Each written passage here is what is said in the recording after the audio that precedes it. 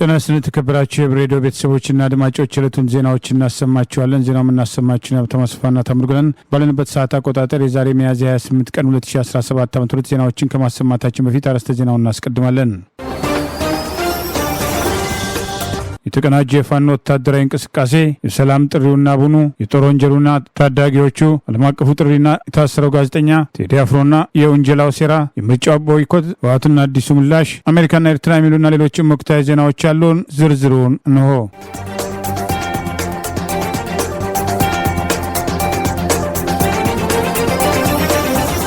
በወንድማማቾቹ 206ኛ ከፍ ያለው ደሴ ኮርና ሜጀር ጀነራል ዋንታ ባተኮር በጠላት ላይ የተወሰደውን እርምጃ ተከትሎ ከ200 በላይ ጠላት ኃይል መደምሰሱን ከ100 በላይ መማረኩን አፋብን አስታወቀ።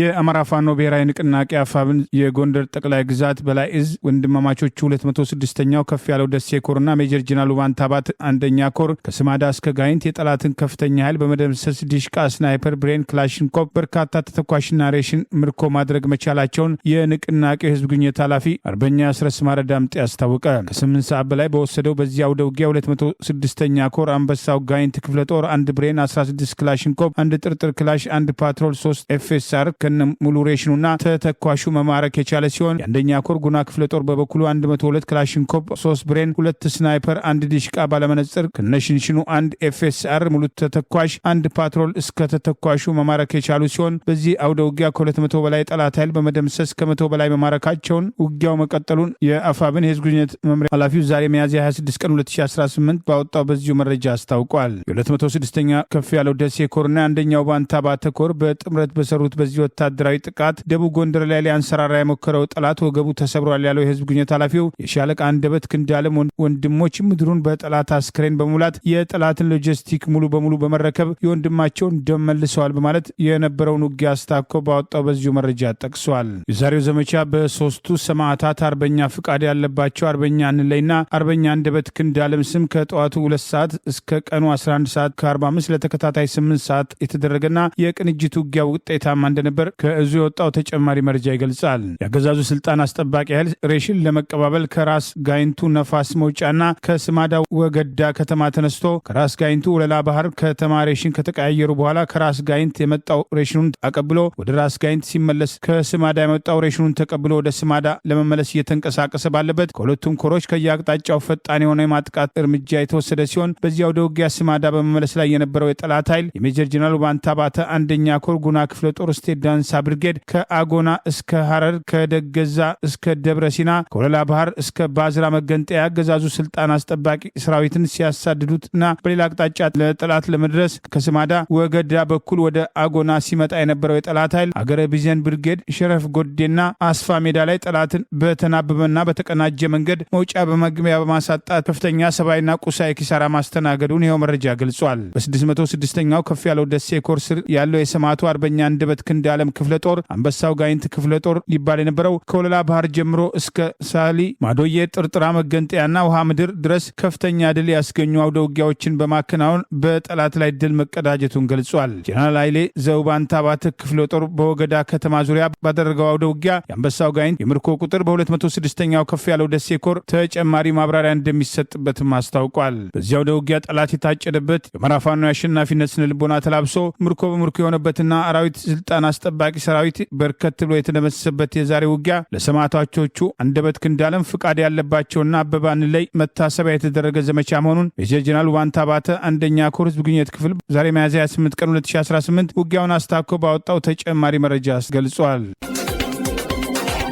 ችግሮች በሰላማዊ መንገድ ይፈቱ ዘንድ ሰው በሰው ላይ አይጨክን ሲሉ አቡነ ማትያስም ጥሪ አቀረቡ። የኢትዮጵያ ኦርቶዶክስ ተዋሕዶ ቤተክርስቲያን ቅዱስ ፓትርያርክ አቡነ ማትያስም በኢትዮጵያ ኦርቶዶክስ ተዋሕዶ ቤተክርስቲያን መሰረትም ከበዓለ ትንሣኤ በኋላ በ25ኛው ቀን የሚካሄደውን የቅዱስ ሲኖዶስም ጉባኤ የቤተክርስቲያኒቱ አስተዳደራዊና መንፈሳዊ ጉዳዮች እንደዚሁም በሀገሪቱ ወቅታዊ ጉዳዮች ላይ በምክክር ውሳኔዎችን የሚያሳልፍበትን ጉባኤውን ዛሬ መከፈቱን ገልጸዋል። ቅዱስነታቸው በመክፈቻው ንግግራቸው የጌታ ኢየሱስ ክርስቶስን የእርቅና የሰላም ተልእኮ በማንሳት በአሁኑ ወቅት በዓለማችንና በአገራችን በኢትዮጵያ የሚስተዋሉትን ግጭቶችን፣ መለያየቶችም ክፉኛ ወቅሰዋል። እንደ እውነቱ ከሆነ እኛ የክርስቶስ መልእክተኞችም እንደ ቃሉ ራሳችንን ክደን በሚጠበቀው መጠን ተልኳችን መወጣት ብንችል ኖሮ አሁን በዓለማችን ላይ የተፈጠረው መለያየትና ግጭትም አይኖርም ነበረም ብለዋል ቅዱስነታቸው በመግለጫቸው። አቡነ ማትያስ በመልእክታቸው መንግስትን ጨምሮ በየደረጃው ያሉ ባለስልጣናትና አማራጭ ሐሳብ አለን ብለው የሚንቀሳቀሱ የፖለቲካ ልሂቃን ተቃዋሚዎችም የህዝቡን ፍላጎትም እንዲያዳምጡ ጥሪ አቅርበዋል። የእግዚአብሔር ገንዘብ በሆነ ፍጡራን ላይ አትጨክኑ፣ ሰውን መያዝ የሚቻለው ህሊና በመርታት እንጂ በሌላ አይደለም ያሉት ቅዱስነታቸው ባለድርሻ አካላትም ችግሮችን በሰላማዊ መንገድ ብቻ እንዲፈቱም ሲሉ አባታዊ ምክራቸውንም አስተላልፈዋል። ህዝቡ የሚፈለገው በሰላም ወጥቶ መግባትም፣ ፍትህ መስፈን፣ እኩልነትና በዕለት ኑሮ የሚያበቃ ምጣኔ ሀብት ማግኘት መሆኑን ያብራሩትም ቅዱስነታቸው ከዚህ ውጪ የሚደረገው አማራጭ ሁሉ ለዘላቂ ሰላማችን አይበጅም በማለትም ሁሉም ወገኖች ለሀገር ሰላም በጋራ እንዲቆሙ ሲሉም ጥሪ አስተላልፈዋል። የቅዱስ ሲኖዶሱ ምልዓተ ጉባኤ በቀጣዮቹ ቀናት በተለያዩ አጀንዳዎች ላይ ተወያይቶ መግለጫም ያወጣልም ተብሎም ይጠበቃል። በሶስት አቅጣጫ የመጣው የብልጽግና ስልጣን አስጠባቂ ኃይል መጥቶ ድል መቀዳጀቱን አገዛዙ ሰላማዊ ሰዎች ላይ አነጣጥሮ በከባድ መሳሪያ ህይወት ማጥፋቱን፣ ንብረት ማውደሙን ምኒልክ ዕዝ አስታወቀ። የአማራ ፋኖ ብሔራዊ ንቅናቄ ወሎ ቤተ አማራ ምኒልክ ዕዝ ዛሬ ሚያዝያ 28 ቀን 2018 ዓ.ም 303ኛ አሳምነው ኮር አካል የሆነው 30ኛ ክፍለ ጦር በሶስት አቅጣጫ የመጣውን የአብይ አገዛዝ ስልጣን አስጠባቂ ሰራዊት በመጣበት በሁሉም አቅጣጫ በተናበበና በተቀናጀ መንገድ በሰነዘረው የመልሶ ማጥቃት እርምጃ ድል መቀዳጀቱን አስታውቋል። ዛሬ ሚያዝያ 28 ቀን 2018 ከንጋቱ 10 ሰዓት ጀምሮ ጠላት በሜካናይዝ በአየር መቃወሚያ ዙ 23 ሞርተር፣ ድሽቃና በሌሎችም የቡድን መሳሪያዎች ታግዞ ለሙሉ ቀን በቀጠለው ውጊያ በአሞራ በር አቅጣጫ፣ በአርባቱ እንስሳ አቅጣጫና በትርኩዛ ኪዳነ ምሕረት አቅጣጫ የመጣውን የጠላት ኃይል በመጣበት ገትረው በመያዝ በመልሶ ማጥቃት ጠላትን ሙትና ቁስለኛ በማድረግ የቀረ ኃይሉ ወደ መጣበት ለመፈርጠጥ መገደዱን ይኸው መረጃ ጠቅሷል። ሙሉ ቀን በቀጠለው አውደ ውጊያ 27 የጠላት ኃይል ሲደመሰስ 34ቱን በማቁሰልና 15 የደረትና የወገብ ትጥቅ እንዲሁም በርካታ ደረቅ ሬሽን በመማረክ ድል መቀዳጀቱን ምኒልክ ዕዝ ዛሬ ሚያዝያ 28 ቀን 2018 ባወጣው በዚሁ ድል መቀዳጀቱን የ303ኛ ግዙፉ አሳምነው ኮር ህዝብ ግንኙነት ክፍል ዛሬ ሚያዝያ 28 ቀን 2018 ባወጣው በዚሁ መረጃ አስታውቋል።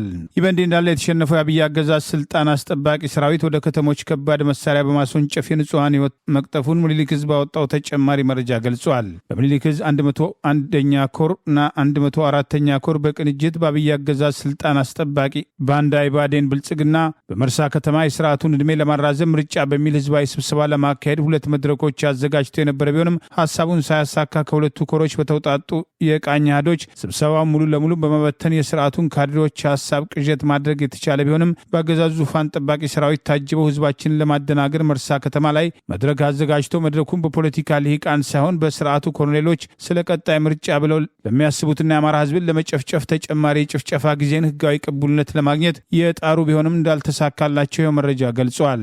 የከተማውን ህዝብ በሁለት መድረክ ለመሰብሰብ ያሰበው ጨፍጫፊው ስርዓት ከ101ኛ ኮር 33ኛ ክፍለ ጦርና ከ104ኛ ኮር 24ኛ ክፍለ ጦር በተውጣጡ የቃኝ አህዶች ስብሰባውን ሙሉ ለሙሉ መበተን ሲችሉ ስብሰባውን ሊመሩት የነበሩት የስርዓቱ ካድሬዎችና ኮሎኔሎች በተከፈተባቸው ድንገተኛ ጥቃት ያሰቡትን የጥፋት አጀንዳ ሳያሳኩ ወደ ሐራ መስመር በሚወስደው ጃሮታ አቅጣጫ ለመፈርጠጥ መገደዳቸውን አስታውቋል። ዛሬ ሚያዝያ 28 ቀን 2018 101ኛ ኮር 35ኛ ክፍለ ጦር ከ104ኛ ኮር 24ኛ ክፍለ ጦር በተውጣጡ የቃኝ አህዶች በተጠና ኢላማውን በጠበቀ የከተማ ኦፕሬሽን ስርዓቱ መርሳ ከተማ ከሚገኘው አዳራሽና በከተማው 06 ቀበሌ መድኃኔዓለም አካባቢ በሚገኝ የቀበሌ ቢሮ ሊያደርገው ያስበውን ፕሮፓጋንዳ ሳያሳካ ማምከን መቻሉን ገልጿል። የአማራን ህዝብ ለማጥፋት ቀዳሚ አጀንዳ የሆነው አገዛዝ ሐይቅ ላይ ያጠመደውን ጄኔራል መድፍ ወደ መርሳ ከተማ በዘፈቀደ በማስወንጨፍ የአራት ሰላማዊ ሰዎችን ቤት ሲያቃጥልና ሲያወድም 2 ሰላማዊ ሰዎችን የገደለ ሲሆን በአንድ ሌላ ሰላማዊ ሰው ላይ ከፍተኛ የአካል ጉዳት መድረሱን አፋብን ምኒልክ ዕዝ ዛሬ ሚያዝያ 28 ቀን 2018 ባወጣው ተጨማሪ መረጃ ገልጿል። በተመሳሳይ በዚሁ ቀጠና 303ኛው አሳምነው ኮር 81ኛ ክፍለ ጦር ዛሬ ሚያዝያ 28 ቀን 2018 ከጋሽ ከጋሸና ወደ ፍላቂት ሲንቀሳቀስ የቁር አንበሳ እስከ ሲሰይ በሸፈነ የደፈጣ ጥቃት በጠላት ኃይል ላይ ከፍተኛ ሰብአዊና ቁሳዊ ኪሳራ ማድረሱን ምኒልክ ዕዝ አስታውቋል። የብልጽግናው ስልጣን አስጠባቂ ኃይል በደረሰበት ድንገተኛ የደፈጣ ጥቃት ተደናብሮ ሙትና ቁስለኛውን ጥሎ የተረፈው ኃይል ወደ ፍላቂት ከተማ ለመፈርጠጥ መገደዱን ይኸው መረጃ አስታውቋል። 81ኛ ክፍለ ጦር በአርበኛ ፋኖ ሙቀት ሞላ ፊት አውራሪነት እየተመራ ውጤታማ ኦፕሬሽን ያደረጉ ሲሆን በጠላት ላይ የደረሰው ሰብአዊና ቁሳዊ ኪሳራ በተመለከተ ዝግቶ በወጣው መረጃ 10 የጠላት ኃይል ሲደመሰስ 15 መቁሰላቸውን፣ 10 ክላሽ፣ 700 የብሬን ተተኳሽ፣ 850 የክላሽ ተተኳሽ፣ 10 የወገብ ትጥቅ፣ 8 ቦምብ፣ 11 የወገብ ትጥቅ፣ 13 ወታደራዊ ሻንጣ ከጠላት ላይ መማረክ መቻሉንም አፋብን ወሎ ቤተ አማራ ምኒልክ ዕዝ ዛሬ ሚያዝያ 28 ቀን 2018 ባወጣው ተጨማሪ መረጃ ገልጿል።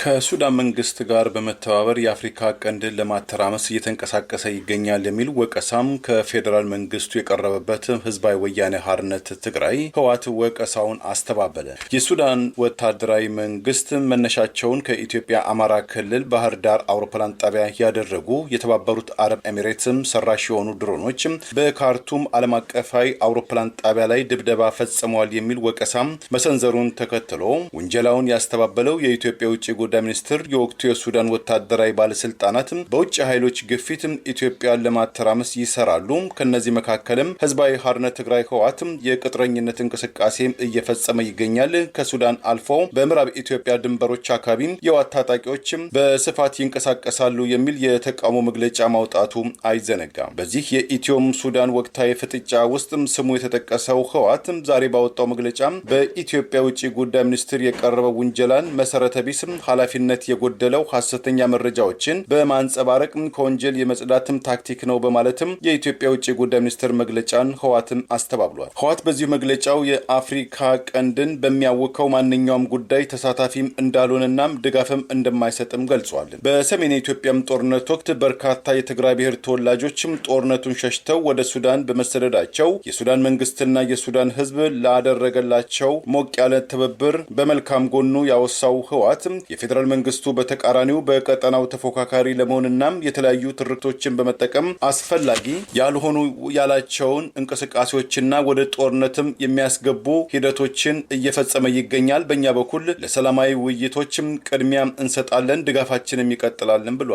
በደቡብ አፍሪካው ፕሪቶሪያ የተደረሰውን የሰላም ስምምነትን ሙሉ በሙሉ ተግባራዊ ይሆን ዘንድ አግባብነት ያላቸው ዓለም አቀፍ ባለድርሻ አካላትና የዓለም አቀፉ ማህበረሰብ የበኩላቸውን ጫና እንዲያደርጉ እናሳስባለን ሲል ህወሓትም ጥሪ አቅርቧል። በሱዳን ካርቱም አውሮፕላን ጣቢያና በኦምዱርማን ወታደራዊ ካምፕ የደረሰውን የድሮን ጥቃትን ተከትሎ የካርቱም አውሮፕላን ጣቢያም ለሶስተኛ ተከታታይ ቀናት አገልግሎቱን ያቋረጠ ሲሆን ጥቃቱን በተመለከተ የአሜሪካ፣ የግብጽና የሳውዲ አረቢያ መንግስታትም ተቃውሟቸውን በይፋ አሰምተዋል።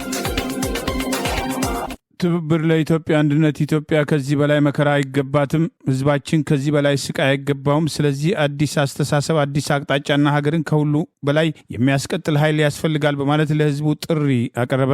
እናት ፓርቲ ኢህአፓ ጭምር የተካተቱበት የአራት ተቃዋሚዎች ስብስብ የሆነው ትብብር ለኢትዮጵያ አንድነት እስከ መቼ በጦርነት እንኖራለን? እስከ መቼ በረሃብ እንሰቃያለን? እስከ መቼ በብሔርና በጎሳ እንከፋፈላለን? ኢትዮጵያ ከዚህ በላይ መከራ አይገባትም። ህዝባችን ከዚህ በላይ ስቃይ አይገባውም። ስለዚህ አዲስ አስተሳሰብ፣ አዲስ አቅጣጫና ሀገርን ከሁሉ የሚያስቀምጥ ኃይል ያስፈልጋል በማለት ጥሪ አቅርበዋል።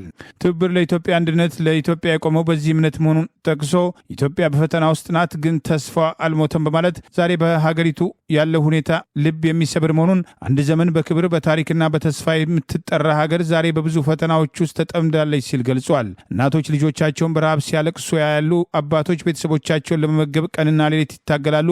ወጣቶች የነገ ተስፋ ሲሆኑ ዛሬ ስራ አጥነት፣ ተስፋ መቁረጥና መፈናቀል ውስጥ ናቸው። በብዙ ቦታዎች ጦርነት ሰዎችን ከቤታቸው አፈናቅሏል። ብዙዎች ቤት አጥተዋል፣ ንብረት አጥተዋል፣ የሚወዷቸውን ሰዎች አጥተዋል በማለት ረሃብ በብዙ ቤቶችና በር አንኳኩቷለች። በአንዳንድ ቤት የዛሬ ምግብ ነገ አይታወቅም። እናት ልጇን ምን ላብላው ብላ ታለቅሳለች። ከዚህ የባሰው ግን ልባችን በብሔርና በጎሳ መከፋፈሉ ነው ማለት የትውልድ ሀገር የሆነችው ኢትዮጵያ ዛሬ በመለያየት ፖለቲካ ቆስላለች። ሰው ሰውን በስሙ ሳይሆን በማንነቱ ሲመዝን አገር ትደክማለች ማለት ሁኔታው ሊለወጥ እንደሚገባ ጥሪ አቅርበዋል።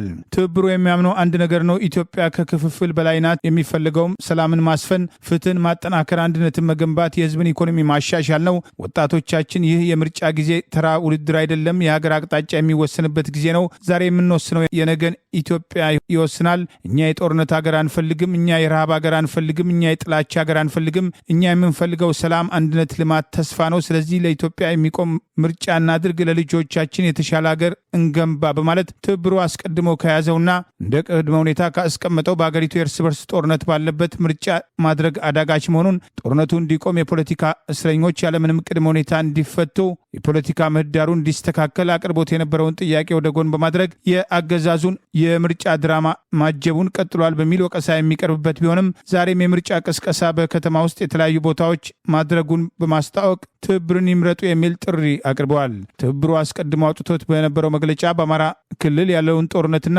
በኦሮሚያ ክልልም የጥይት ተኩስ አለመቆሙን መሰረት በማድረግ በክልሎቹ ለመንቀሳቀስ እንደሚቸገርና ይህንን በተመለከተ የመጨረሻ አቋሙን በመግለጫ አሳውቃለሁ ብሎ አስጠንቅቆ የነበረ ቢሆንም የአገዛዙን የምርጫ ድራማ በማጀብ እስከ መጨረሻው ድረስ ይቀጥል ወይም የህዝቡን ጥያቄ በመቀበል አገዛዙ ብቻውን ሮጦ የሚያሸንፍበትን ምርጫ ቦይኮት ያድርግ ለጊዜው ያልታወቀ ቢሆንም ትብብሩ የሚላቸውን ነገሮች በአገሪቱ ለማምጣት የይስሙላ ምርጫ ውጤት እንደማያመጣ በወቀሳ ሲነሳ ቆይተዋል። ትብብሩ በአዲስ አበባ ያደረገውን የጎዳና ላይ ቅስቀሳ ተከትሎ ልንገርሽ ነጻነት በነጻ አይገኝም፣ የድርሻ ጠጠሩን ካልጣለ ሁሉም በማለት የአዲስ አበባ ነዋሪ በጎዳና ላይ ቅስቀሳ ወቅት ላሳየው የሞቀው አቀባበል ያመሰገነ ሲሆን እንዲህ ከተደጋገፍን ነጻነት ቅርብ ነው፣ አንሳው፣ አንሺው፣ እናንሳው በማለት በትብብር ኢትዮጵያና ኢትዮጵያን ከገቡበት የህልውና አደጋ እንታደጋለን ሲል ጥሪ አቅርበዋል።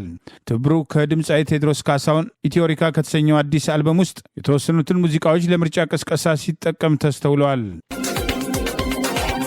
በአማራ ህዝብ ላይ ጦርነት የከፈተው አገዛዝ አማራን እርስ በርስ አጨፋጭፋለሁ በሚል ህጻናትን ጭምር ለጦርነት መመልመሉን አጠናክሮ መቀጠሉን የፋኖ አመራር አስታወቀ። በዓለም አቀፍ ደረጃ በህዝብ ላይ ጦርነት የከፈተው አገዛዝ የይስሙላ ምርጫን ሊያካሄድ አይችል የሚለው የተቃውሞ እንቅስቃሴ ተጠናክሮ ቀጥሏል። በተከታታይ ተቃውሞዎች በተለያዩ ከተሞች ይደረጋል። በአማራ ህዝብ ላይ ይፋ ጦርነት ያወጀው ህገ ወጡ የአብይ አህመድ አገዛዝ ህጻናትን ለጦርነት መመልመል በጦር ወንጀል የሚያስጠይቅ ተግባር ቢሆንም አማራን እርስ በርስ አጫርሳለሁ በሚል የሰለጠኑ ወታደሮችን ለጦርነት ማግዶ ያልቻለውን ድል አገኛለሁ ብሎ ባይሆንም አማራን እርስ በርስ አጫርሳለሁ በሚል ታዳጊዎችን ለግዳጅ ውትድርና እየመለመለና እያሰለጠነ እንደሚገኝ በመጥቀስ ያገዛዙ ዋና ዓላማ የአማራ ህዝብ ላይ እልቂት በመፍጠር ስልጣን ላይ መቆየት መሆኑን የፋኖ አመራር ገለጸ። ህጻናትን ለጦርነት መመልመል በጦርነት ወንጀል የሚያስጠይቅ ነው። በህገ መንግስቱ አንቀጽ 36 ስር የተቀመጠ ክልከላ ነው። በጄኔቫ ስምምነቶችና ተጨማሪ ፕሮቶኮሎቻቸው ህጻናትን በጦርነት ውስጥ እንዳይሳተፉና እንዳይመለምሉ በግልጽ ይከለክላሉ በማለት የህግ ባለሙያው የአማራ ፋኖ ብሔራዊ ንቅናቄ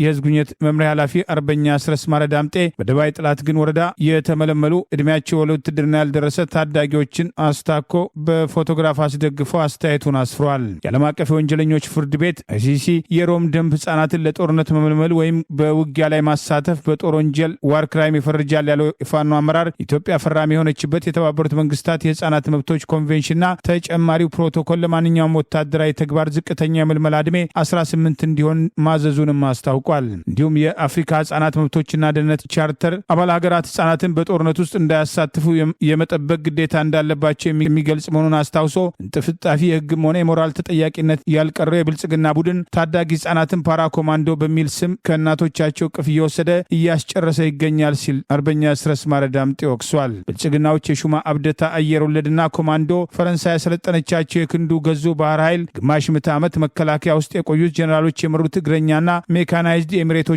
አኪንች ድሮኖች ያላሸነፉትን የፋኖ ሰራዊት እነኚህ ታዳጊዎች እንደማይዋጉ ያውቃሉ። ዋናው ዓላማቸው በግራም በቀኝም የአማራ ህዝብ ላይ እልቂት በመፍጠር ስልጣናቸው ላይ መቆየት ነው በማለት ድርጊቱን አውግዘዋል። ይህ በእንዲህ እንዳለ በአማራ ህዝብ ላይ የተከፈተውን የዘር ማጥፋት እርምጃ በመቃወም በዓለም አቀፍ ደረጃ እየተካሄደ ያለው ሰልፍ በተጨማሪ ከተሞች እንደሚካሄድም ታላቅ ዓለም አቀፍ የሰልፍ ዘመቻ ቀደም ሲል ከተጀመረበት ስቶክሆልም ስዊድን በተጨማሪ ከሜይ 9 እስከ ሜይ 24 ድረስ በ9 ከተሞች የሚካሄድ ሲሆን በሲያትል በዋሽንግተን ዲሲ ሜይ 9ና ሜይ 14፣ በብራስልስ ቤልጅየም ሜይ 11፣ በኦታዋና ዊምፔግ ካናዳ ሜይ 16ና 17፣ በፈረንሳይ ሜይ 16፣ በሜልቦርን አውስትራሊያ ሜይ 17፣ በኦስሎ ኖርዌይ፣ በእንግሊዝ ለንደን፣ በሮም ጣሊያን ሜይ 22፣ ሜይ 23ና ሜይ 24 ባሩድ ባለበት ድምፅ መስጠት አይቻልም በማለት የጥይት ዝናብ በህዝብ ላይ እያወረደ የሚገኘው አገዛዝ በተጭበረበረ ምርጫ ሽፋን ስልጣኑን ሊያስቀጥል እንደማይገባ ዓለም አቀፉ ማህበረሰብ በቂ ግንዛቤ እንዲያገኝ ለማድረግ የተጀመረው የተቃውሞ እንቅስቃሴ ተጠናክሮ እንደሚቀጥልም ታውቋል።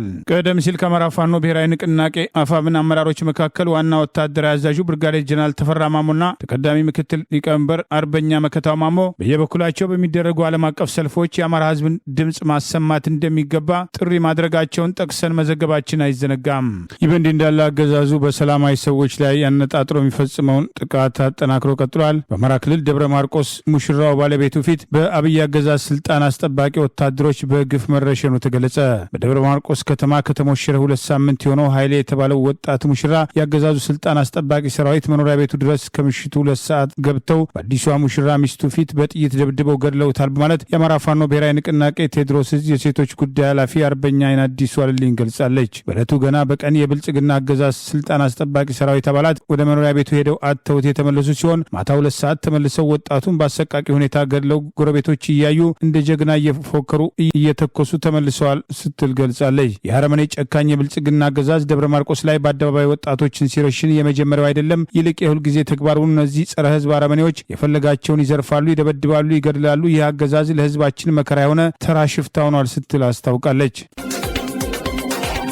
ካለፉት 3 ዓመታት ጀምሮ በእስራት ላይ የሚገኘው ጋዜጠኛ ጎበዜ ሲሳይ በአስቸኳይ እንዲፈታም ሲል የጋዜጠኞች ተሟጋቹ ድርጅት ሲፒጄም ጥሪ አቀረበ። የዛሬ 3 ዓመት በዛሬው ዕለትም ከጅቡቲም ታፍኖ በውል ባልተገለጸ ምክንያት ለኢትዮጵያ መንግስት ተላልፎ የተሰጠው የአማራ ድምጽ ጋዜጠኛም ጎበዜም ሲሳይ በአማራ ክልል የተካሄደውንና የቀጠለውን ጦርነትና ግጭትን በመዘገቡ ለሞት ቅጣት የሚያደርስም የሽብር ክስም ቀርቦበትም ዛሬም በእስራት ላይ እንደሚገኝ የገለጸው ሲፒጄ የአፍሪካ ጉዳይ ዘርፉ ጋዜጠኛ ጎበዜ በቀረበበት ክስ ዙሪያም የመከላከያ ማስረጃውን በዚህ ወር ያቀርባልም ተብሎ እንደሚጠበቅም ገልጿል። እንደ ጋዜጠኛ ጎበዜ ሲሳይ ሁሉ የሽብር ክስ የቀረበባቸው የሙያ ባልደረቦቹ ጋዜጠኛ ገነትም አስማማው፣ ጋዜጠኛ መስከረም አበራና ጋዜጠኛ ዳዊት በጋሻው በእስራት ላይ መማቀቃቸውን በዛሬቱ ኢትዮጵያ ውስጥ የህዝብን ፍላጎት ወይም ፐብሊክ ኢንተረስት ለመዘገብ የሚንቀሳቀሱ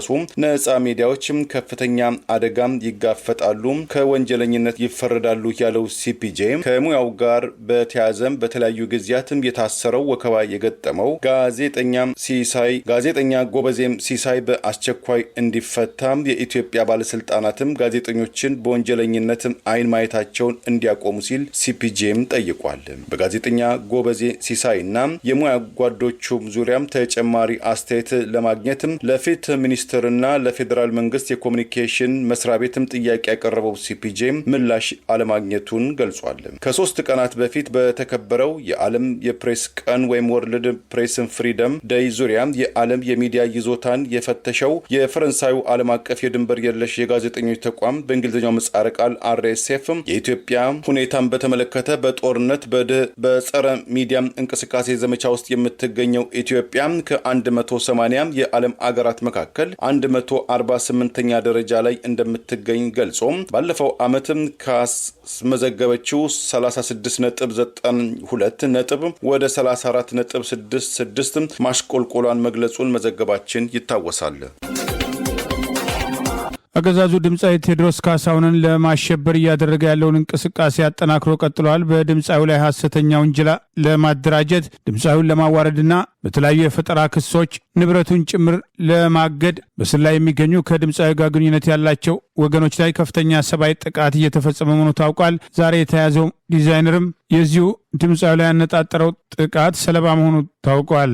አገዛዙ በህዝብ ላይ የፈጸመውን በደል ወደ ጎን በማድረግ ለሚሊዮኖች ድምፅ የሆነውና የኢትዮጵያንን የልብ ትርታ የገዛውን አዲሱን የድምፃዊ ቴዎድሮስ ካሳሁን ኢትዮሪካ አልበም በተለይም ዳስጣል አንሳ የሚለውን ዜማ በቀጥታ አገዛዙ የተናጠል ትርጓሜ ከመስጠት አልፎ ህዝቡ የሰጠው ግብረ መልስ የፈጠረበትን ብስጭት ተከትሎ በድምፃዊ ዙሪያ እየወሰደ ያለው የአፈና እርምጃ ተጠናክሮ የቀጠለ ሲሆን ዛሬም ኢትዮሪካ የተሰኘውን አልበም ግራፊክ ዲዛይን የሰራው ወጣት ዳዊት ሰለሞን በአገዛዙ ፖሊሶች አሰሳ ሲደረግበት ቆይቶ ከጓደኛው ቤት ታፍኖ የታሰረ ሲሆን ቀደም ሲል የታሰሩትን ጨምሮ አገዛዙ እያደራጀ ላለው የፈጠራ ወንጀል ምስክር በማድረግ በድምፃዊ ላይ ለሚያዘጋጀው ዶክመንተሪ ግብዓት ለመጠቀም ሰፊ ስራ እየሰራ ሲሆን ሁኔታና አጋጣሚ ጠብቆ በድምፃዊ ላይ እርምጃ ለመውሰድ ንብረቱን ለማገድና ተጨማሪ ዝርፊያ ለመፈጸም ይህንኑ ተከትሎ አገዛዙ በተቆጣጠራቸው መገናኛ ብዙሃን በአንጋፋው ድምፃዊ ቴዎድሮስ ካሳሁንና በዙሪያው ባሉ ሰዎች ላይ ሐሰተኛ መረጃዎችን ለማሰራጨትና ራሱና ወንጀሉን ለመከላከል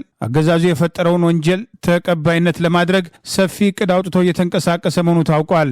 ከዚህ ቀደም የድምፃዊ የቅርብ ጓደኛና ምክትል ማናጀር የተባለችው መታሰርን ተከትሎ በተናጠል እየተደረገላቸው የነበረው ጥያቄና በተለይም የቅርብ ጓደኛው ላይ የተፈጸመው የሰብአዊ መብት ጥሰት በሌሎችም እስረኞች ላይ ተመሳሳይ ድርጊት ሊፈጸም ይችላል የሚል ግምት እንዳለና ይህንኑ የአገዛዙን ተግባር መሰረት አድርጎ በየጊዜው እየደረቱ ያለውን የፈጠራ ክስ በህገወጥ መንገድ ሐሺሽ ይጠቀማል፣ ሐሺሽ ይሸጠናል፣ ገዝተናል፣ አምጥተን ሰጥተናል ከሚል ውንጀላዎች ጨምሮ ከድምፃዊ የሙዚቃ ስራ ጋር አይገናኝም ለማለት የተለያዩ ደረቅ ወንጀሎችን እየፈበረኩ በስር ላይ የሚገኙ የቅርብ ሰዎቹና ሙዚቃ አዳመጡ ብለው አፍሶ ያሰሯቸውን ጭምር በተባባሪነት በሐሰት እንዲመሰክሩ ለማድረግ ከፍተኛ ጫና እያደረጉ መሆኑ ዛሬም ወጣቱ የዲዛይን ባለሙያን እስር ተከትሎ የሚወጡ መረጃዎች ጠቅሰዋል። አገዛዙ አዲስ አበባ ሲኤምሲ የሚገኘው የድምፃዊ ቴዎድሮስ ካሳሁን አቡጊዳ ስቱዲዮን በታጠቁ የፌዴራል ፖሊስ አባላት ሰብሮ ካዘረፈ በኋላ ሁኔታውን ለማስተባበል የሞከረ ቢሆንም የጥበቃ ሰራተኞቹን ጭምር በማሰር አዲስ በሚሰራው ዶክመንተሪ ምንም አይነት ዝርፊያ እንዳልተፈጸመ በሐሰት እንዲናገሩ ከማስገደድ ጀምሮ በድምፃዊ ላይ የሚደረጉ የፈጠራ ታሪኮችን አይተናል፣ ሰምተናል፣ ስቱዲዮ ውስጥ ሲፈጽም ተመልክተናል ብለው እንዲናገሩ ጭምር እቅድ ማውጣታቸውን በየጊዜው የታሰሩ ሰዎች በተለይም ሙዚቃ አዳምጣቸዋል ተብለው የታሰሩት ብዙዎቹ ቤተሰቦቻቸው የማይጠይቋቸውና አገዛዙ በድምፃዊ ላይ በቀል እርምጃ ለመውሰድ ጊዜና ሁኔታ እየጠበቀ መሆኑ በግልጽ ያሳያል የሚሉ አስተያየቶች ሲሰጡ ቆይተዋል። አንድ ሰው ፎቶግራፍ ቤት ሄዶ ፎቶ ከተነሳ በኋላ ሰውየውን ለመወንጀል ፎቶግራፍ ያነሳውን ሰው ወንጀለኛ ለማድረግ የማሰብ ያህል ይቆጠራል በማለት የኮምፒውተር ባለሙያው ኢትዮሪካ የተሰኘውን አልበም ዲዛይን ስለሰራ ምን የወንጀል ተሳትፎ አለው? የጥበቃ ሰራተኞቹ ጓደኞቹና የቅርብ ሰዎቹ ላይ እየተወሰደ ያለው ያፈና እርምጃ ድምፃዊውን ከማሸበር አልፎ አዳዲስ የፈጠራ ወንጀሎችን በመደረት ድምፃዊውን እናዋርዳለን፣ እናራቁተዋለን፣ ባዶ እናስቀራለን በሚል እብሪት ከደህንነት መስሪያ ቤቱ ከፌዴራል ፖሊስና በቀጥታ ከጠቅላይ ሚኒስትሩ ጽህፈት ቤት ጭምር ይህንን ጉዳይ የሚከታተል ቡድን ተቋቁሞ ሁኔታና አጋጣሚ እየጠበቁ መሆኑን የሚጠቅሱ መረጃዎችም በስጋት መውጣት ጀምረዋል። አገዛዙ በሚሊዮን የሚቆጠር የአገር ሀብት እያባከነ የህዝብን ድምፅ ለማፈን የሚያደርገውን እንቅስቃሴ ባዶ ያስቀረና በኢትዮጵያዊነት ስም ሲያጭበረብር የነበረው አገዛዝን ራቁት ያስቀረ ኢትዮጵያ ያለችበትን ወቅታዊ ሁኔታ በግልጽ ያሳየው ድምፃዊ ቴዎድሮስ ካሳሁን ስራ ከሀገር ውስጥ አልፎ በዓለም አቀፍ መድረክ ጭምር ተሰሚነት ሊያገኝ እንደሚገባ ድምፃዊ በጀግንነትና በቁርጠኝነት የህዝቡን እውነት ለማንጸባረቅ መሞከሩ የሚያስመሰግነው መሆኑን የቀድሞ አሜሪካ የአፍሪካ ጉዳይ ረዳት ዋና ጸሐፊ አምባሳደር ቲቦር ናጄ ጭምር አስተያየታቸውን ሰጥተው እንደነበር አይዘነጋም። ኢትዮሪካ የተሰኘው ድምፃዊ ቴዎድሮስ ካሳሁን አልበም ባለፉት 20 ቀናት ከ136 ሚሊዮን ጊዜ በላይ እይታ ያገኘ ሲሆን ከነዚህ መካከል ዳስጣል አንሳው የተሰኘውና ብዙዎች የነጻነት ደውል ያሉት ይኸው ሙዚቃ ብቻ ከ23 ሚሊዮን ጊዜ በላይ እይታን አግኝቷል። በኦሮሚያ ክልል ቦረና ዞን ላለፉት 18 ዓመታት ያልተጠናቀቀው የቦረና የንጹህ ውሃ መጠጥ ፕሮጀክትም ቅሬታ አስነሳ። በቦረና ቆላማ አካባቢዎች የቤሌቆ የውሃ ፕሮጀክት ወይም የቦረና የውሃ መረብ ፕሮጀክት በሚል ስያሜ የሚታወቀውና ከኬንያ ድንበር አቅራቢያ ከሚገኘው የዴሎ ወረዳ ቀንጨፎ ቀበሌ ተነስቶ መላውን የዞን ወረዳዎችን በማዳረስ የማህበረሰቡን የውሃ ችግር ይቀርፋል የተባለው ግዙፍ ፕሮጀክት ከተጀመረ 18 ዓመታት ቢያስቆጥርም እስካሁን ባለመጠናቀቁም ነዋሪዎችም ቅሬታቸውን ገልጸዋል። ይህ ፕሮጀክት በሺዎች ለሚቆጠሩ ነዋሪዎች ለቤት እንስሳትን አስተማማኝ የውሃ ምንጭም ይሆናል ተብሎ ቢታመንም አሁንም ድረስ ግንባታው ሳይጠናቀቅ መቆየቱ የተመለከተም ሲሆን የዴሎ ወረዳ ነዋሪ የሆኑት አቶ ዋቆ ቁንጨራ የቦረና የውሃ ፕሮጀክት ከተጀመረ ወዲህ ሁለትም የአባ ገዳዎች ዘመናትም ተጠናቀው በአሁኑ ወቅት በሶስተኛው ላይ እንደሚገኙ ገልጸው ፕሮጀክቱ ሲጀመር የኦሮሚያ ክልል ርዕሰ መስተዳድር የነበሩትም አቶ አባዱላ ገመዳ እንደነበሩ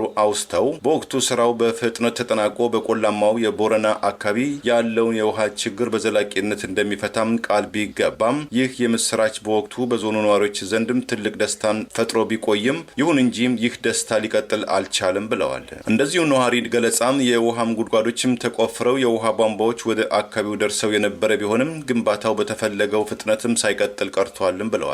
ከፈጣሪ በታች የውሃ ችግራችን ይፈታል ብለን ተስፋ ያደረግነው ፕሮጀክትም ምላሽም ያላገኘም ህልም ሆኖ ለአመታትም ተንጠልጥሎ ቀርቷል ሲሉም ቅሬታቸውን ገልጸዋል። አሁን ላይ ከተጀመረ 18 ዓመታት በኋላ ከዴሎ ወረዳ ተነስቶ ሁሉንም ወረዳዎች ያዳርሳል የተባለው ውሃም በወረዳው ከሚገኙ 13 ቀበሌዎች ውስጥ ጥቂቶቹን ብቻ ማዳረሱን ይህም ቢሆን በየቀኑ እንደማይገኝም እማኝነታቸውን ሰጥተዋል። ሌላው የኤሎ ወረዳ ነዋሪ በበኩላቸው የቦረና ውሃ መረብ ወይም የቤለቆም ውሃ ፕሮጀክት ግንባታ በ2000 ዓመተ ምህረት አካባቢ መጀመሩን አውስተው ፕሮጀክቱ ሲጀመር ትምህርት ቤት የገቡ ህጻናት ዛሬ ዩኒቨርሲቲ አጠናቀውና የመንግስት ሰራተኛ ሆነው ማህበረሰቡን እያገለገሉ ይገኛሉ በማለትም የውሃው ፕሮጀክቱ እያደር ጤዛ መሆኑን በቅሬታም ገልጸዋል። በሚሊዮኖች የሚቆጠሩ ሰዎችም ተስፋ የነበረው ይህ ፕሮጀክት ለአመታትም ተረስቶ መቆየቱን ህዝቡም ተስፋ መቁረጡን ጠቁመው በዚህ ምክንያት በቅርብ አመታት በደረሰው ድርቅ ወቅትም ህዝቡ ከምግብ እጥረት ላይ በውሃም ጥም ለከፍተኛ ስቃይ መዳረጉንም አውስተዋል።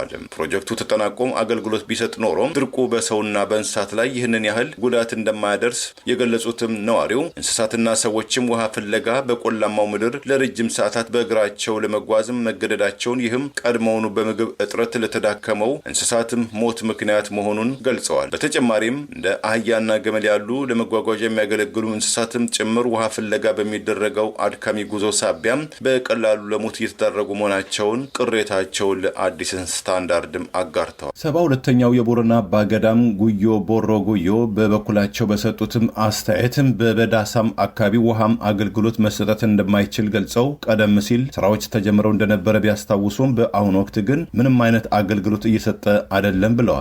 በያቤሎ ወረዳም ዲዳ ሀራም በሚባል አካባቢ ውሃ መዳረሱን ቢሰሙም እኛ ዘንድ ግን የደረሰ ነገር የለም ሲሉም መረጃውን አስተባብለዋል። አዲስ አበባ የሚገኘው የኦሮሞ ነጻነት ግንባር ኦነግ ፕሬዝዳንት አቶ ዳውድ ኢብሳ አገዛዙ ብቻውን ሮጦ ሊያሸንፍ ለተዘጋጀበት ምርጫ በጸጥታ ስጋት ምክንያት እንደማይወዳደሩ ማስታወቃቸው ተገለጸ። የኦሮሞ ነጻነት ግንባር ኦነግ ፕሬዝዳንት አቶ ዳውድ ኢብሳ በኦሮሚያ ክልል አንዳንድ አካባቢዎች ባለው የጸጥታ ችግር ምክንያት በሰባተኛው ጠቅላላ ሀገራዊ ምርጫ በእጩነት እንደማይወዳደሩ ድርጅቱ ይፋ አድርጓል። የኦነግ የዲሲፕሊንና ቁጥጥር ኮሚቴ ሊቀመንበር አቶ አለማየሁ ዲሮ ምርጫ 2018 አስታኮ ለኢትዮጵያ ኢንሳይደር በሰጡት መረጃ አቶ ዳውድ የሚወዳደሩበት ሆሩ ጉድሩ አካባቢ ያለው የጸጥታ ስጋት ለውሳኔው ዋነኛ ምክንያት መሆኑን፣ ይሁን እንጂ በፕሬዝዳንቱ የምርጫ ክልል ሌሎች ብቁ እጩዎችን በማግኘት የመተካት ስራ መከናወኑን መግለጻቸውን ዘግበዋል። ኦነግ በስድስተኛው ጠቅላላ ምርጫ ከፖለቲካው ተገፍቻለሁ በሚልና አባላቱ ታስረውበት እንደነበር በመጥቀስ ሳይሳተፍ የቀረ ሲሆን ዘንድሮ ወደ ምርጫ የተመለሰውም የፖለቲካ ምህዳሩ ስለተሻሻለ ሳይሆን ቢያንስ በአዲስ አበባ የነበረውን አንድ ቢሮ መከፈት በመቻሉ ከምርጫ ቦርድ ጋር ለመገናኘት ጠባብ መንገድ ስለተፈጠረለት መሆኑን እኚሁ የፓርቲው አመራር መግለጻቸውን ዘገባው ጠቅሷል። የፓርቲው የዲሲፕሊንና ቁጥጥር ጉዳይ ኮሚቴ ሊቀመንበር አቶ አለማየሁ ዲሮ በአሁኑ ወቅት ድርጅቱ ምክትል ፕሬዚዳንት የሌለው ሲሆን ሌሎች የተወሰኑ አመራሮችም በግል ምክንያት በእጩነት አለማቅረባቸውን ኦነግ 230 ቢሮዎች ተዘግተውበት በአሁኑ ወቅት ክፍት የሆነው አዲስ አበባ የሚገኘው ቢሮ ብቻ መሆኑን ይህም ብዙ እጩዎችን ለማቅረብ እንቅፋት እንደሆነበት አስረድተዋል። በዚህ ለሰባተኛ ጠቅላላ ሀገራዊ ምርጫ 128 እጩዎችን ብቻ ያቀረበው ኦነግ ከነዚህ ውስጥ ግማሽ ያህሉ ለህዝብ ተወካዮች ምክር ቤት፣ 50 የሚሆኑት ለኦሮሚያ ክልል ምክር ቤት፣ ቀሪዎቹ ደግሞ በአማራ ክልል ከሚሴ፣ ቤንሻንጉል ጉሙዝ፣ አዲስ አበባ፣ ድሬዳዋና ሐረሪ የሚወዳደሩ መሆናቸውን አስታውቋል። በኢትዮጵያ የምርጫ ህግ 2 ጊዜ ምርጫ ያልተሳተፈ ፓርቲ ከህጋዊነት ይሰረዛል የሚል ሲሆን በትጥቅ ትግል ያለው የኦሮሞ ነጻነት ግንባር ኦነግ አገዛዙ ኦነግ ሽኔ ብሎ የሚጠራው በኦሮሚያ ክልል ጦርነት ባለበት የስሙላ ምርጫ ሊካሄድ እንደማይችልና በዚህ እንቅስቃሴ ውስጥ በሚሳተፉ ላይ እርምጃ እንደሚወስድ አስታውቆ የነበረ ሲሆን ኦነግ ሽኔ የሚባለው የአብይ አገዛዝ ራሱ ያደራጀውና በኦነግ ስም ግድያና ዘረፋዎችን የሚፈጽም መሆኑን መሆኑን ከዚህ ቀደም መግለጹ አይዘነጋም። አቶ ዳውድ የሚመሩትና አዲስ አበባ የገባው ኦነግ ለሁለት የተከፈለ ሲሆን በድርጅቱ አመራሮች መካከል ተፈጥሮ የነበረው አለመግባባት በተመለከተ ፓርቲያችን ውስጥ የተፈጠረው ውስጣዊ ችግር አልነበረም፣ ይልቁንም የተወሰኑ አባላት ከመንግስት ጋር ተነጋግረው የራሳቸው መንገድ ተከትለዋል በማለት የድርጅቱ ቁጥጥር ኮሚቴ ሊቀመንበሩ አቶ አለማየሁ መናገራቸውን ይኸው ዘገባ አስታውሷል። በኢትዮጵያ ጦርነት እየተካሄደ ተቀባይነት ያለው ምርጫ ማካሄድ እንደማይቻል የገለጹት አቶ አለማየሁ ለኦነግ መንቀሳቀስ ችግር የሆነው ራሱ መንግስት በተለይም የታችኛው የስልጣን እርከን ኦነግን በሌላ አይን በማየቱ ነው ሲሉ ጠቅሰዋል። ቀደም ሲል የኦነግ ዋና ጸሐፊና የባህል ሚኒስትር የነበሩት የኦሮሞ ብልጽግና ፓርቲን ወክለው ለምርጫ የሚወዳደሩ ሲሆን አገዛዙ ብቻውን ሮጦ የሚያሸንፍበትን ምርጫ አስታኮ የምርጫው ምዝገባ ተጠናቋል ከተባለም በኋላ በግዳጅ ምርጫ ካርድ እያወጣ ቢሆንም ምርጫ ቦርድ ዛሬም ዝምታ መምረጡ ቦርዱ ከጊዜ ወደ ጊዜ ራሱን እያጋለጠ መምጣቱ በወቀሳ የተነሳ ይገኛል። ኦሮሚያ ክልል የሚፈጸሙ ማንነትና ብሔር ተኮር ጥቃቶች ጀርባ የጠቅላይ ሚኒስትሩ አገዛዝ በተለያየ መንገድ ያደራጃቸው ኮሬ ነገኛ 120 ማፊያ ቡድን ጋሰና ሲርና የሚሉትን ጨምሮ ኦነግ ሸኔ የሚል ስም የተሰጣቸው ኃይሎች ያሉት ቢሆንም ታጥቆ የሚንቀሳቀስ የኦነግ ሰራዊትም በብሔርና ማንነት ተኮር ጥቃቶች ውስጥ እጁ እንዳለበት በተደጋጋሚ ሲጠቀስ ቆይተዋል። በሱዳኑ የካርቱም ዓለም አቀፍ አውሮፕላን ማረፊያ ላይ የተፈጸመውን የድሮን ጥቃት የአሜሪካና የሳውዲ አረቢያ መንግስታትም አወገዙ። በሱዳን ግጭት ውስጥ የሚደረግ ማንኛውም የውጭ ድጋፍ በአስቸኳይ እንዲቆም ሲል ጥሪ አቀረቡ። የአሜሪካ አስተዳደር በካርቱም አውሮፕላን ማረፊያና በሌሎችም የሲቪል ተቋማት ላይ ትላንት ሚያዝያ 27 2018 ዓ.ም በፈጥኖ ደራሽ ኃይሉ በእንግሊዝኛው ምህጻረ ቃል RSF ተፈጸመ የተባለውን የድሮን ጥቃትም በጽኑ እንደሚያወግዝ አስታውቋል። በአረብና አፍሪካ ጉዳዮች የአሜሪካም ከፍተኛ አማካሪ የሆኑት አምባሳደር ማሱድ ባሎስ ባወጡት መግለጫ የሲቪል ተቋማትን የጥቃት ኢላማ መሆኑ እንደሌለባቸው በአጽንኦትም ድርጊቱን አውግዘዋል። አማካሪው ይህንን ያሉት የሱዳን መንግስት የተባበሩት አረብ ኤሚሬትና ኢትዮጵያ በካርቱም ዓለም አቀፍ አውሮፕላን ማረፊያ ላይ የተፈጸመውን የድሮን ጥቃትም አስተባብረዋል ሲል መክሰሱን ተከትሎ መሆኑ ተስተውሏል። ኢትዮጵያ በካርቱም የቀረበባትን ክስ መሰረተ ቢስ ስትል ውድቅ ያደረገች ሲሆን በሱዳን እየተካሄደ ካለው የእርስ በርስ ጦርነት ጋር ተያይዞ የሚሰነዘሩ ቀስቃሽ ንግግሮችን እንዲቆሙ ሲልም የኢትዮጵያ ውጭ ጉዳይ ሚኒስትር አስታውቋል። በተያያዘ ዜና የሳውዲ አረቢያ መንግስት ባወጣው መግለጫ በሱዳን ሉዓላዊ ግዛት አንድነት፣ ደህንነትና ሰላምን ድጋፍ እንደሚሰጥም ገልጾ በስም ያልጠቀሳቸው የሱዳን ጎረቤት አገራትም ግዛታቸውን በጸረ ሱዳን ዘመቻ ላይ ለተሰማሩ ኃይሎች የድሮን መንደርደሪያ እንዳይሆኑ ሲል አሳስቧል። የሱዳን ተፋላሚ ወገኖችን ለማደራደር ጥረት ያደረገው የሳውዲ አረቢያ መንግስት በካርቱም ዓለም አቀፍ አውሮፕላን ጣቢያ ላይ የተሰነዘረውን የድሮን ጥቃትን በጽኑ በማውገዝ ጎረቤት ሀገራትን የሱዳንን ሉዓላዊነትን ሊያከብሩ ይገባልም ሲል አቋሙን ገልጿል። ይህ በዚህ እንዳለ በካርቱም ዓለም አቀፍ አውሮፕላን ላይ ጥቃትም ከኢትዮጵያ ጋር ስሟ የተጠቀሰው የተባበሩት አረብ ኤሚሬት ባወጣችው መግለጫ የኤሚሬት ሰራሽ ድሮኖች በካርቱም ዓለም አቀፍ አውሮፕላን ጥቃት ፈጽመዋል መባሉን ፍጹም የፈጠራ ውንጀላ ነው በማለትም ኤሚሬት አስተባብላለች። የአሜሪካ አስተዳደር በኤርትራ መንግስት ላይ ጥሎት የቆየው ማዕቀብን ሊያነሳ ነው መባሉ የዋሽንግተን አስተዳደር ለሰብአዊ መብትም ጥሰት ዴንታቢስነቱን ያመላክታል ሲል የሰብአዊ መብት ተሟጋቹ ድርጅት ሁማን ራይትስ ዎችም ተቃውሞን ገለጸ። የኤርትራ መንግስት በበኩሉ ማዕቀቡ ከጅማሬው ህገወጥ ነበር ሲል ተከላክሏል። መቀመጫውን በአሜሪካ ኒውዮርክ ግዛት ያደረገው የሰብአዊ መብት ተሟጋቹ ሁማን ራይትስ ዎች የአፍሪካ ቀንድ ጉዳይ ኃላፊዋ ላቲታ ባደር ዛሬ ባወጡት መግለጫ የአሜሪካ አስተዳደር ከኤርትራ መንግስት ጋር ዲፕሎማሲያዊ ግንኙነቱን ለማደስም ከሰሜን ኢትዮጵያም ደም አፋሳሽ ጦርነት ወቅትም ተፈጽሟል በተባለው የሰብአዊ መብት ጥሰት ጋር በተያያዘ በኤርትራም ገዢ ፓርቲና ወታደራዊ ባለስልጣናትም ላይ ካለፈው 5 ዓመት ጀምሮ የተጣለው ማዕቀብ ይነሳል የሚለው ዜና ባለፉትም ጥቂት ሳምንታት በስፋት መነገሩ በኢትዮጵያ ትግራይ ክልልና በኤርትራ ውስጥም ተፈጽሟል ለተባሉትም ከባድ የሰብአዊ መብት ጥሰቶችም ዝምታን መምረጥና ወደፊትም ተመሳሳይ የሰብአዊ መብትም ረገጣዎች ቢፈጸሙ ተጠያቂነት አይኖርም ማለት ነው ሲሉ ላቲታም ተቃውሟቸውን አሰምተዋል። በደም አፋሳሹ የሰሜን ኢትዮጵያ ጦርነት ማለትም በፈረንጆቹ 2020 እስከ 2022 ወቅት የኤርትራ ወታደሮችም በትግራይ ክልል ውስጥ የጅምላ ጭፍጨፋን ማካሄዳቸውን፣ መጠነ ሰፊ የወሲባዊ ትንኮሳ መፈጸማቸውን፣ ሰዎችን አፍነው በመውሰድ ዘመቻ ላይ መሰማራታቸውን ዛሬም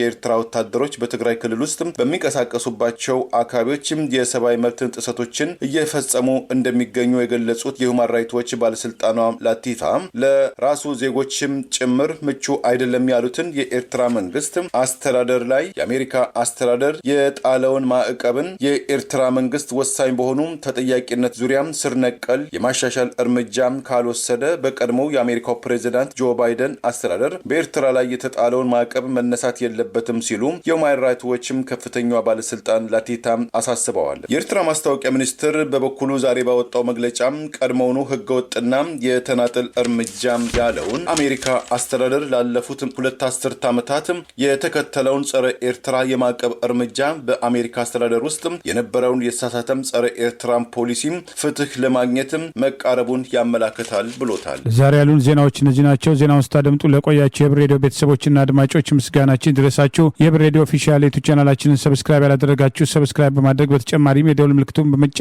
የህብር ሬዲዮ ቤተሰብ እንድትቀላቀሉ በአክብሮት እንጋብዛለን። እንደ ወትሮ ሁሉ የህብር ሬዲዮ ቤተሰቦች ፕሮግራሞቻችንን ላይክ በማድረግ ሼር በማድረግ አስተያየቶቻችሁን በመስጠት አብሮነታችሁን እንድትገልጹ በአክብሮት እንጠይቃለን። በድጋሚ እናመሰግናለን። ጤና ይስጥልን። ቸር እንቆይ።